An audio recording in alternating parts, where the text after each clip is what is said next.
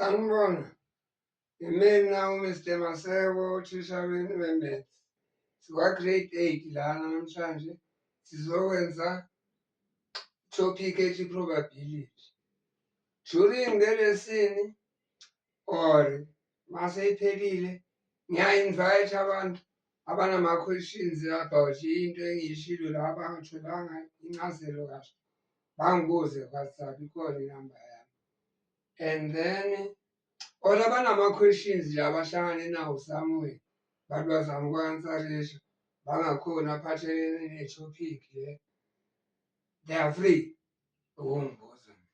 Ngizabaphendula as quickly as I can ku-WhatsApp, kuma-WhatsApp. Asiboneni i-probability-ke. Yini i-probability? I-probability ama-chance ukuthi into yenzeke or not. Akhona nama-chances ukuthi into ingenzeki. Ama-chances ukuthi ilanga nje kusasa liqathake lizoyela la emhlabeni ali-0. Kusho i-probability yalokho 0. I-likelihood. Ake siboneke ama-terms ekuzomele siwajwayele la kwi-probability. Kunento ekuthiwa yileya event engikhulume ngayo.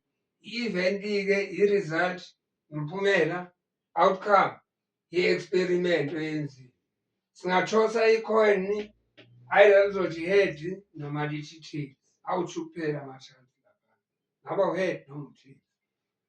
Singayenza-ke mhlambe silithose kawu-10-ke lelo coin lelo. Sibone bawungakho head out of 10 bawungakho tails. Every time masithosa i-event ukuthi sithole u-head na noma u-tails.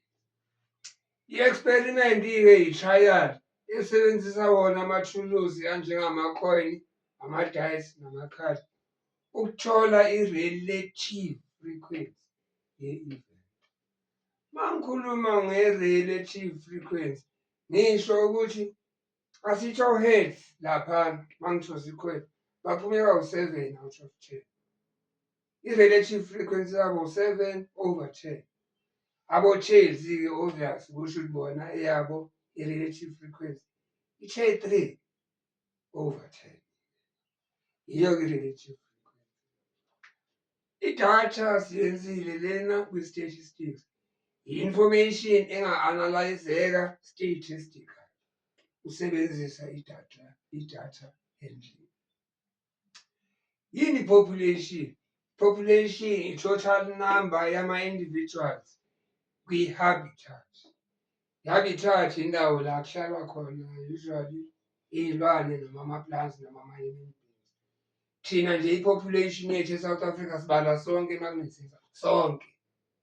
Thola siba u-70 million i-population.